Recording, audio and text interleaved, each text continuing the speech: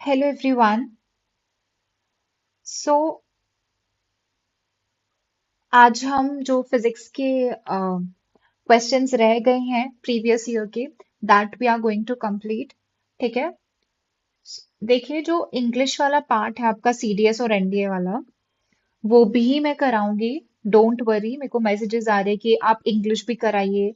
ठीक है। देखिए थोड़ा सा टाइम है अभी सीडीएस को आने में, और अगर एक मंथ भी आप सफिशिएंटली दोगे, इंग्लिश को अच्छे से दोगे तो कंप्लीट हो जाएगा। Don't worry. और आई ट्राई कि जो इसी मंथ 15 के बाद इंग्लिश के वीडियोस, मतलब टॉपिक वाइज वीडियोस लाऊंगी मैं। ठीक है। जो जो भी टॉपिक्स हैं उसको हम अच्छे से कवर करेंगे। जितने भी पीवाईक्यूज है वो भी अच्छे से करेंगे। जो भी चीजें एक्स्ट्रा आपको करनी है मैं वो भी बता दूंगी आपको। ठीक है। जिससे आप क्या कर सकते हो, इंग्लिश में अपना स्कोर मैक्सिमाइज कर सकते हो। जो चीजें मेरे लिए वर्क की थी इवन इन सीडीएस वन 2024 में, सो सब चीजें आई टेल यू। ठीक है। और बाकी हम सीडीएस प्लस एनडीए के जो जीएस वाला पार्ट है वो भी हम कंप्लीट करेंगे थ्रू पीवाईक्यूज। ठीक है। चलिए। सो सीएपीएफ 2019 का फर्स्ट क्वेश्चन क्या, सो this is the part two physics का। ठीक है। पार्ट वन में हमने क्या किया था, 2020 तक कंप्लीट कर लिया था। Now will move to CAPF 2019. So, what is the first question? That when a longitudinal wave moves through a certain medium, the quantity which is transmitted through the medium is. First of all, what is longitudinal waves? Longitudinal waves में क्या होता है? Your wave propagate. Okay, certain direction, your wave propagate. कोई particular direction में आपका wave जाता है. So there are particles in the medium. जो जिस medium के through जा रहा है उसमें particles होते हैं. ठीक है. So when those particles which are moving in the medium are moving in the same direction as a wave is propagating. जिस डायरेक्शन में वेव प्रोपगेट कर रही है उसी डायरेक्शन में अगर आपका पार्टिकल्स भी मूव कर रहे हैं मीडियम के, then it would be known as a longitudinal wave. And other हमारे पास होती है ट्रांसवर्स, जिसमें क्या होता है, परपेंडिकुलर होता है। ठीक है। तो अगर आपका जो वेव प्रोपगेट कर रहा है परपेंडिकुलर टू द मीडियम जो है, पार्टिकल्स का जो मूवमेंट है उसके परपेंडिकुलर में जा रहा है, so that would be transverse. So longitudinal में you have light, sorry sound. जो साउंड वेव्स होती हैं वो क्या होती है, आपकी लॉन्गिट्यूडनल वेव्स होती हैं। ठीक है। तो उसने बोला कि क्या चीज ट्रांसमिट होती है। सो अगर हम ट्रांसमिट में देखें तो सिर्फ और सिर्फ एनर्जी ट्रांसमिट होगी, मटेरियल ट्रांसफर नहीं होता है, बट सिर्फ और सिर्फ एनर्जी की ट्रांसफर होगी। ठीक है। चलिए, next is number of neutrons inside the nucleus. देखिए यूरेनियम 235 है, 235 इज मास नंबर होता है। सो ये आइसोटोप है आपका यूरेनियम का, जो कि नेचुरली बहुत ज्यादा आपको यही मिलता है। ठीक है। वाइडली आप बोल सकते हो मिलता है जो। अब उसने क्या कहा है, देखिए 235 मास नंबर है। अगर हमें नंबर ऑफ न्यूट्रॉन्स निकालने हैं तो हमें क्या करना पड़ेगा, पता होना चाहिए कि इसका एटॉमिक नंबर क्या है। So atomic number is 92। इसका मतलब जो नंबर ऑफ प्रोटॉन्स हैं क्या है, नंबर ऑफ प्रोटॉन्स कितने हैं, 92 है। इट मीन्स दैट जो नंबर ऑफ न्यूट्रॉन्स होंगे वो कितने हो जाएंगे आपके, जो भी आपका मास नंबर है माइनस आपके जो भी नंबर ऑफ प्रोटॉन्स है, दैट इज इक्वल टू 143। ठीक है। यहाँ पे 92, so answer would be 143। Okay. Now they are saying that a snowboard pulled up by a tow rope travels at the rate of this. So velocity उन्होंने दी है हमें, कितनी दी है velocity, that is 5 meter per second. And watt means power is given, that is 3000 watt. Now they are saying that you have to find the force. कितनी force apply होगी? So there is a formula for this. आपका जो power रहता है that is equal to force into velocity. So power कितना आ जाएगा आपका? So power already given है, that is 3000. Force is not given. Velocity is 5. So answer would be your 600 Newton. Okay. चलिए, next question is that which one of the following is not true for an electromagnetic waves. अब EM waves आप पढ़ते हो, मैंने इसका अच्छा मैंने अभी आपको नोट्स प्रोवाइड नहीं किए हैं, I provide you with my notes, तो वहां से आप देख सकते हो। सो एक्स रेज है आपकी, ठीक है, ये सब पढ़ते हो, यूवी रेज वगैरह पढ़ते हो, विजिबल लाइट है, so all these are electromagnetic waves. अब जो ईएम वेव्स होती है ना, वो क्या होती है, परपेंडिकुलर, इट मीन्स दैट ये ट्रांसवर्स वेव्स होती हैं। क्या होती है, ट्रांसवर्स वेव्स होती है। तो उसने बोला is not correct. Electromagnetic wave transport करती है एनर्जी और मोमेंटम, बिल्कुल सही है। Electromagnetic wave can be polarised. Now what is polarisation? Polarisation होता है कि आप उसको क्या करते हो, एक ही एक्सिस में बांध के रख सकते हो, एक ही डायरेक्शन में, ठीक है। एंड पोलराइजेशन सिर्फ और सिर्फ आपका किस में पॉसिबल हो पाता है, ईएम वेव्स, मतलब जो आपके ट्रांसवर्स वेव्स होती हैं, जो परपेंडिकुलर वेव्स होती हैं आपकी, ट्रांसवर्स होती है, सिर्फ उन्हीं में पॉसिबल होता है पोलराइजेशन। आपका जो लॉन्गिट्यूडनल वेव्स होती हैं उसमें ये पॉसिबल नहीं हो पाता, ठीक है। उसने बोला इलेक्ट्रोमैग्नेटिक वेव्स आर लॉन्गिट्यूडनल, तो ये मैंने आपको बता दिया, so answer would be your C part. ये ट्रांसवर्स होती हैं, लॉन्गिट्यूडनल नहीं होती हैं। और इलेक्ट्रोमैग्नेटिक जो वेव होती है वो प्रोपगेट करती है, is describe by the varying electric, and उसकी जो इलेक्ट्रिक मैग्नेटिक फील्ड वेरी होती रहती है, ठीक है। चलिए, विच one of the following is not a electromagnetic wave? ये भी मैंने आपको बता दिया, sound wave, because sound wave is a longitudinal. Next is brilliance of diamond. Diamond चमकता है, देखा आपने, किस वजह से चमकता है? बिकॉज उसके अंदर टोटल इंटरनल रिफ्लेक्शन होती है, मतलब लाइट आई, ऐसे डायमंड का जो शेप रहता है उसमें से कट्स कट्स होते हैं। क्यों होते हैं? और वो चमकता है इस वजह से, बिकॉज लाइट आती है तो यहाँ से टकराती हुई यहाँ जाएगी, यहाँ जाएगी, यहाँ जाएगी, ऐसे ऐसे क्या करती है, अंदर ही एक दूसरे के साथ टकराती रहती है, जिसकी वजह से क्या होता है, टोटल इंटरनल, मतलब इंटरनली वो रिफ्लेक्ट कर रहा है, जिसकी वजह से उसकी जो चमक दिखती है, ठीक है। ऑप्टिकल केबल्स वगैरह जो होती है उसमें भी आपका टोटल इंटरनल रिफ्लेक्शंस होता है। Next is when a beam of white light is allowed to follow in a prism the maximum deviation. मैंने आपको ये बताया था कि जिसका एंगल ऑफ डेविएशन जो रहता है, जिसका ज्यादा रहता है, उसकी जो वेवलेंथ रहती है वो कम रहती है, ठीक है। फॉर एग्जाम्पल जो रेड कलर होता है उसका जो वेवलेंथ होता है वो ज्यादा होता है, इसकी इसका मतलब उसका जो एंगल ऑफ डेविएशन होता है वो बहुत कम रहता है। वहीं पे आपका जो वॉयलेट कलर है, जो जैसे विबग्योर होता है आपका, ठीक है। सो विबग्योर में क्या होता है, जो वॉयलेट कलर होता है उसका डेविएशन ज्यादा रहता है। इसलिए अगर आप देखोगे जो ब्लू कलर रहता है वो आपको स्काई पे ज्यादा दिखता है। क्यों? क्योंकि वो ज्यादा स्कैटर हो जाता है, बिकॉज उसका एंगल ऑफ डेविएशन ज्यादा होता है, बट वेवलेंथ कम होती है उसकी। So answer would be your violet, ठीक है। Next is which one of the following phenomena cannot be exhibited by sound waves? अब sound waves क्या होती हैं? लॉन्गिट्यूडिनल होता है। मैंने क्या बताया था, लॉन्गिट्यूडिनल में क्या चीज नहीं होती है, पोलराइजेशन नहीं होता है। वो किस में होता है, सिर्फ और सिर्फ ट्रांसवर्स में होगा। चलिए, let's move to CAP of 2018।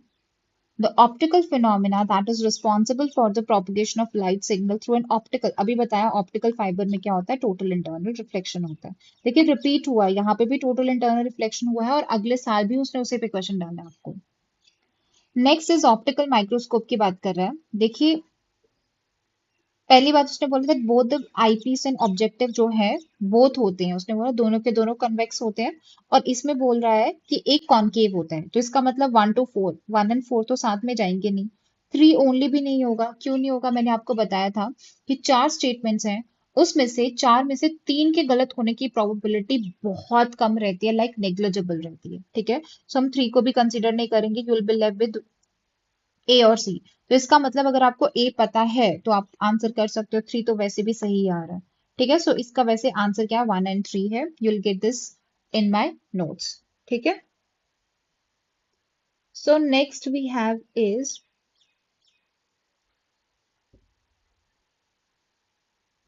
Lowering the atmospheric pressure on a liquid. देखिए क्या होता है, जब तुम हाई ऑल्टीट्यूड एरियाज पे जाते हो वहां पे एटमॉस्फेरिक प्रेशर कम हो जाता है, ठीक है। अब उसकी वजह से क्या हो जाता है, अगर ये था ना कि आप माउंटेन एरियाज में जाते हो तो आप प्रेशर कुकर्स क्यों लेके जाते हो? प्रेशर कुकर क्या करता है, प्रेशर को इंक्रीज कर देता है। क्या कर देता है? प्रेशर को इंक्रीज कर देता है, जिसकी वजह से उसका बॉइलिंग पॉइंट भी क्या हो जाता है, इंक्रीज हो जाता है, ठीक है। क्या हो जाता है, उसका बॉइलिंग पॉइंट भी इंक्रीज हो जाता है। अब उसने बोला है कि अगर आप एटमॉस्फेरिक प्रेशर को कम कर दोगे तो उससे क्या हो जाएगा, उससे उसका बॉइलिंग पॉइंट भी क्या हो जाता है, कम हो जाता है। इसका मतलब क्या है कि अगर आप हाई ऑल्टीट्यूड पे जाते हो और ऐसे खाना पका रहे हो बिना प्रेशर कुकर के, तो आपका वो चीज बॉयल जल्दी हो जाएगा। देखिए बॉइलिंग का मतलब ये नहीं होता कि गर्म हो रहा है वो चीज, बॉइलिंग होता है कि किस टेम्परेचर पे वो जो आपका लिक्विड है वो गैस में कन्वर्ट हो रहा है। ठीक है, ठंडा पानी भी आपका बॉयल हो सकता है। ओके, सो अगर सोचो आपका जो ठंडा पानी है वही जल्दी से क्या हो रहा है, पानी भाप बन के उड़ रहा है, क्योंकि उसका कम बॉइलिंग पॉइंट है ना। तो उससे क्या हो जाएगा, जो भी आप पका रहे हो वो तो पकेगा नहीं, इसीलिए उसका बॉइलिंग पॉइंट इंक्रीज कर दिया जाता है प्रेशर कुकर से। ठीक है, तो answer would be B part. ना अब ये थोड़ा केमिस्ट्री वाला पार्ट है आपका कि रेडियल नोट्स कैसे निकालते हैं, एंगुलर कैसे निकालते हैं। Let me tell you. देखिए क्या होता है कि आपके जो रेडियल नोट्स का फॉर्मूला आता है that is n minus l minus 1, जहां पे जो आपका n होता है that is principal quantum number और l होता है एजिमुथल क्वांटम नंबर। अब एजिमुथल क्वांटम नंबर की वैल्यू होती है, अगर आपका s ऑर्बिट है या p है d है f है, तो s p d f याद रखिएगा 0 1 2 3। ठीक है, फॉर एग्जाम्पल अगर आपको निकालना, आप क्या करोगे, आपके पास है 3D। सो 3 क्या है, आपके पास n है, d की वैल्यू क्या होगी आपके पास 2। सो फॉर्मूला क्या था, n-l-1 that is 3 - 2 - 1 which is equal to 0। That is radial node क्या हो जाएगा 0। बट वहीं पर अगर एंगुलर नोड की बात करें, तो जो भी आपका एजिमुथल क्वांटम नंबर होगा वही आपका एंगुलर नोड होगा। एजिमुथल क्या है आपके पास, s का 0, d का 2, ये 1। ठीक है, चलिए यहीं पे हम देखते हैं, फिर क्वेश्चन पे आते हैं। उसने बोला है तो एंगुलर, एंगुलर मैंने बताया क्या होता है, सेम होता है जो भी आपका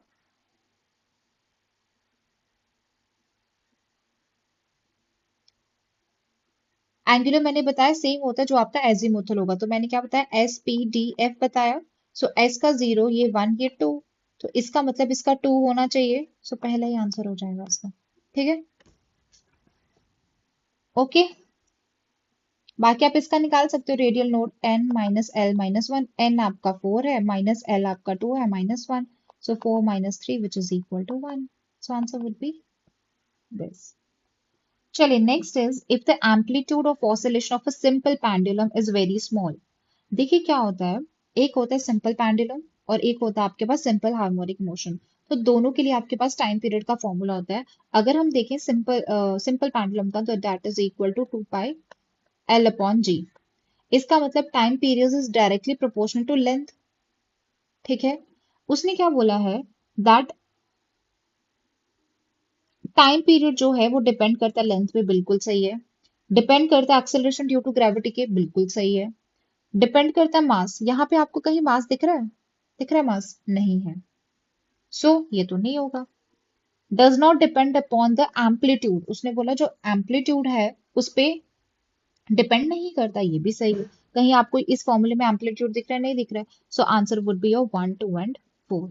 ठीक है, वहीं पे अगर हम सिंपल हार्मोनिक मोशन दिखाऊं मैं आपको, ये देखिए सिंपल हार्मोनिक मोशन में वो मास पे डिपेंड करेगा, यहाँ देखिए ये। बट वहीं पे अगर सिंपल पेंडुलम है तो लेंथ और ग्रेविटी पे ही डिपेंड करेगा। Next is, who among the following has coined the term quark, the fundamental rights that make up protons and neutrons in an atomic nucleus?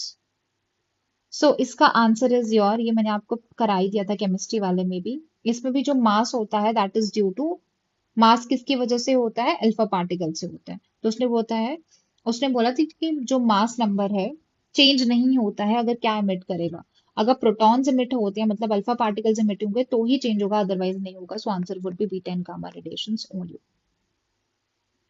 चलिए the next question is, okay, sound waves can travel through vacuum, क्या vacuum में सुनाई देगा आपको, नहीं सुनाई देगा। सो पहला ही गलत है। सो आंसर डी, इजी था ये। उसने बोला कि जो कंपस नीडल है वो डिफ्लेक्ट करती है, ये भी आपने एक्सपेरिमेंट पढ़ा होगा कि करंट कैरिंग वायर है, ठीक है, तो उसके पास अगर आप नीडल रखते हो तो वो डिफ्लेक्ट होती है। किसकी वजह से डिफ्लेक्ट होती है वो, क्योंकि इसमें से करंट पास हो रहा है। क्या पास हो रहा है, करंट पास हो रहा है। और जो अपने आगे पीछे क्या बनाती है, मैग्नेटिक फील्ड बनाती है। क्या बनाती है, मैग्नेटिक फील्ड। तो इसीलिए वो डिफ्लेक्ट करती है। तो उसने बोला डिफ्लेक्ट होती है, बिल्कुल सही है। क्यों डिफ्लेक्ट होती है, क्योंकि वो मैग्नेटिक फील्ड अपने आसपास बना देती है। तो इसका आंसर क्या हो जाएगा आपका, ए पार्ट। एक्सप्लेनेशन सही है।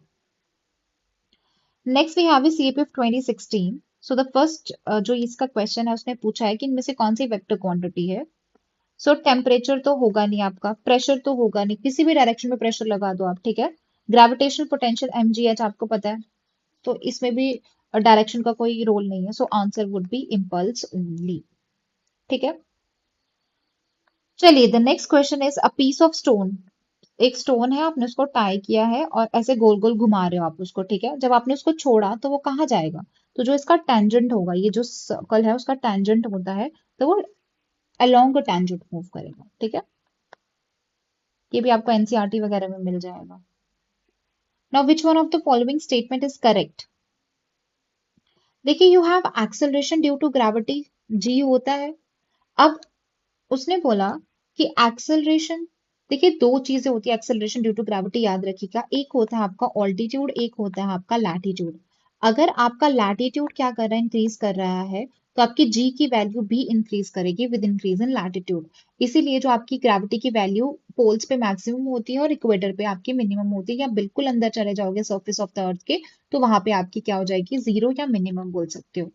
बट अगर आप सेम लैटिट्यूड पे बट ऑल्टीट्यूड राइज कर रहे हो, ठीक है, ऑल्टीट्यूड बढ़ा रहे हो, तो उससे आपकी जो ग्रेविटेशन है क्या हो जाएगी, कम हो जाएगी। मतलब जो एक्सेलरेशन है due to gravity that will decrease. For example आपके एस्केलेटर्स होती हैं, ठीक है, या फिर आपकी लिफ्ट वगैरह होती है, तो लिफ्ट में आपका ऑल्टीट्यूड बढ़ रहा है, लैटिट्यूड नहीं बढ़ रहा है। ऑल्टीट्यूड बढ़ रहा है, उसकी वजह से क्या हो रहा है, ऑल्टीट्यूड इंक्रीज होगा, उसकी वजह से आपका जो ग्रेविटी है दैट विल डिक्रीज। अगर ग्रेविटी डिक्रीज हो रहा है तो आप पे जो वेट आपको फील हो रहा है वो कम हो जाएगा, because your weight is equal to mass into acceleration due to gravity.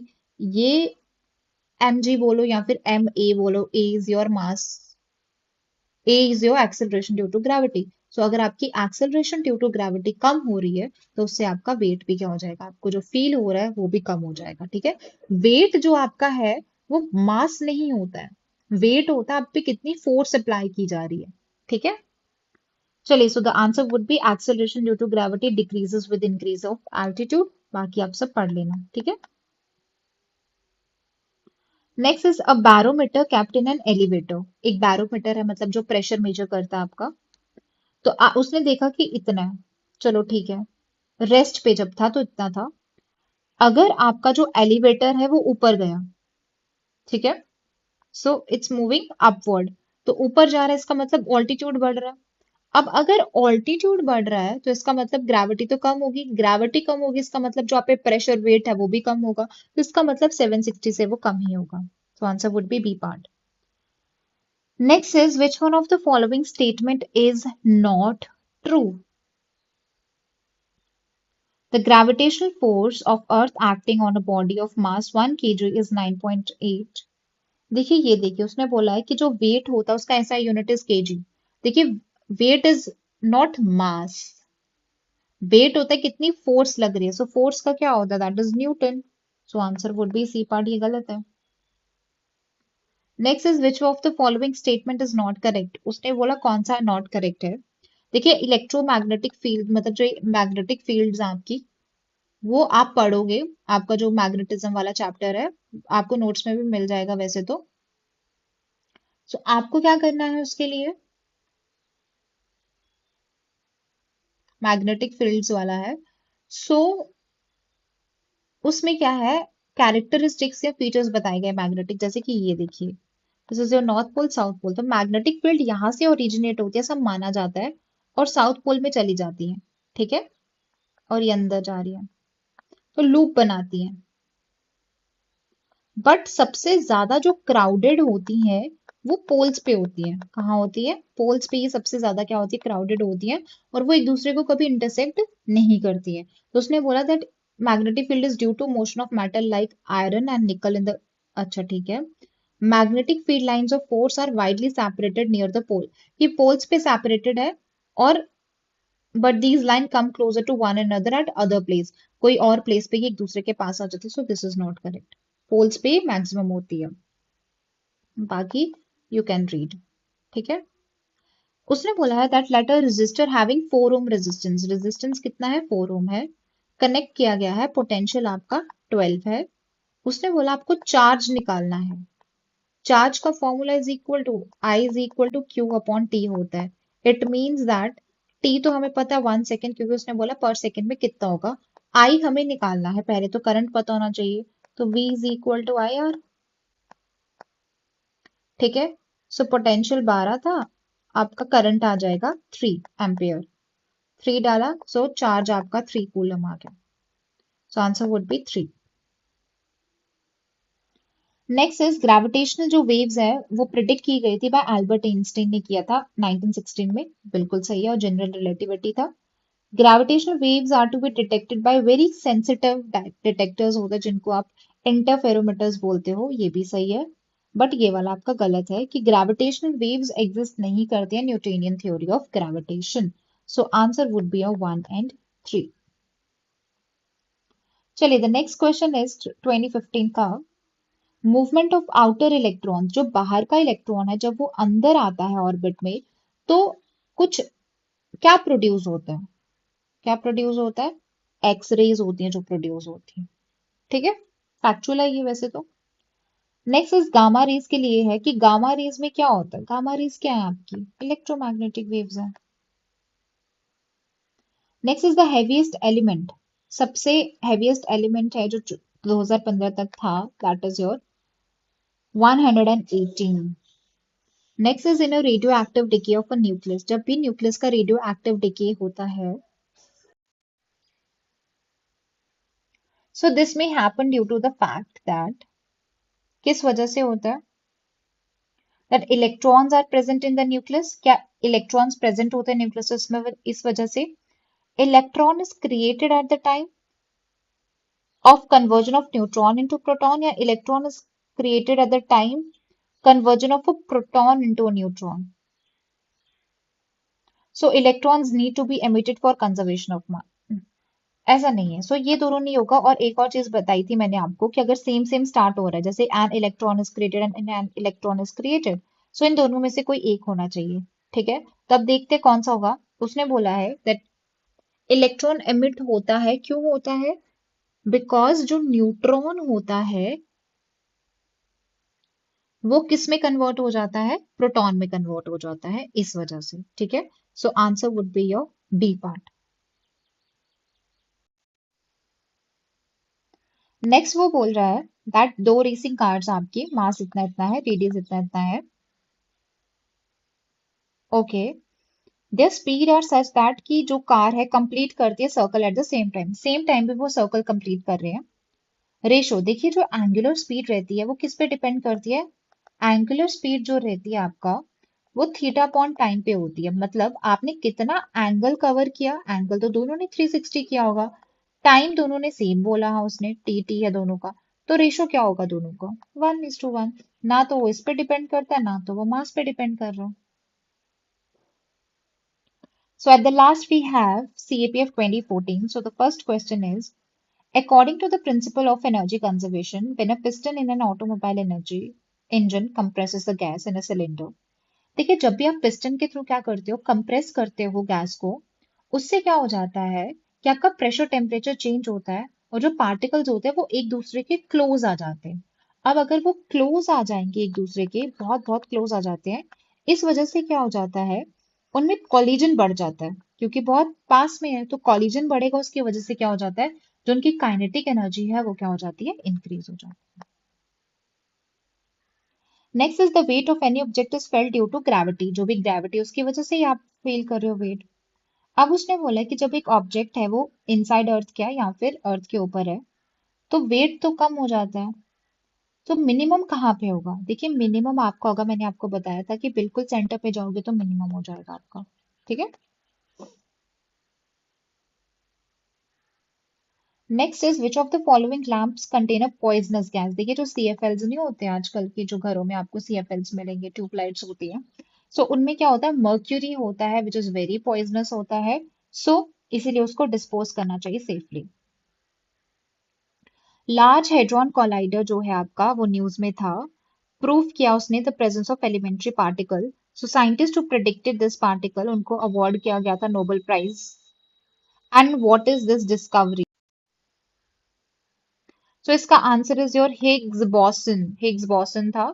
ठीक है, और गॉड पार्टिकल्स एक्सप्लेनिंग। देखिए यहाँ पे आप देख रहे हो, मैं इसीलिए बोलती हूँ पीवाईक्यू करने के लिए, क्योंकि अगर इसका तो आंसर ठीक है ये है, अगर आप इसका ऑप्शन देगा क्वॉक्स, तो क्या आपको कॉक्स पूछा गया था? मैंने ऊपर आपको सॉल्व कराया, आई थिंक 2017 का क्वेश्चन था, उसमें कॉक्स के बारे में पूछा हुआ था। ठीक है, so answer would be your C part. और ओवर एक्सप्लेन किया है इसको, बहुत एक्सप्लेन किया है, इसीलिए ये आंसर होने की प्रोबेबिलिटी बढ़ जाती है। नेक्स्ट इज, अच्छा किस किस की वजह से होता है? अगर एक ओपेक ऑब्जेक्ट है, वो हमें दिखता है, उसका कलर दिखता है, किसकी वजह से होता है? बिकॉज लाइट वहां पे रिफ्लेक्ट होके वापस आती है। सो एक आ जाएगा two. Bending of image of a rod partially dip, partially अगर पानी में डिप करते हैं तो वो जो अगर पेंसिल डालो या रॉड डालो तो वो हमें से बेंड होती दिखती है, किसकी वजह से? रिफ्रैक्शन की वजह से। सो सी का four answer would be your D part. Done. So we are done with physics. Science complete हो चुकी है हमारी पूरी की पूरी। जीएस पूरा कंप्लीट हो चुका है सीएपीएफ का। अभी विल मूव टू सीडीएस और एनडीए वाला पार्ट हम करेंगे, कंप्लीट करेंगे। बाकी जो भी आपके पीवाईक्यूज रह जाएंगे, लाइक कोई भी जियो साइंटिस्ट है या जो भी है वॉट एवर, वो प्लीज आप खुद जाके सॉल्व कर लेना, because it won't be possible for me to take PYQs of other examinations. ठीक है, सीएपीएफ मैं करा दूंगी, सीएपीएफ मैंने करवा दिए हैं वैसे तो, सीडीएस एनडीए मैं करा दूंगी। बाकी प्लीज थोड़ा सा आप भी करिए, ठीक है? जो CISF का हुआ है पेपर, वो भी आप अच्छे से देखिए। ठीक है, मैंने ओवरव्यू तो आपको बता दिया था कि कैसे कैसे आप उसको एनालाइज कर सकते हो, कैसे वो आपको हेल्प करेगा इस एग्जाम में, या फिर सीडीएस में भी कैसे हेल्प करेगा। ठीक है, सो पढ़िए अच्छे से, कोई प्रॉब्लम हो तो डू लेट मी नो। बाकी नोट्स आपको मिल जाएंगे मेरे टेलीग्राम चैनल पे। साइंस के थोड़े से मेरे को देखने पड़ेंगे, एक बार क्रॉस चेक करना पड़ेगा कि कोई चीज छूटी तो नहीं है। वो सब देख के I provide you with my notes. ठीक है, so all the best. Thank you, thank you so much.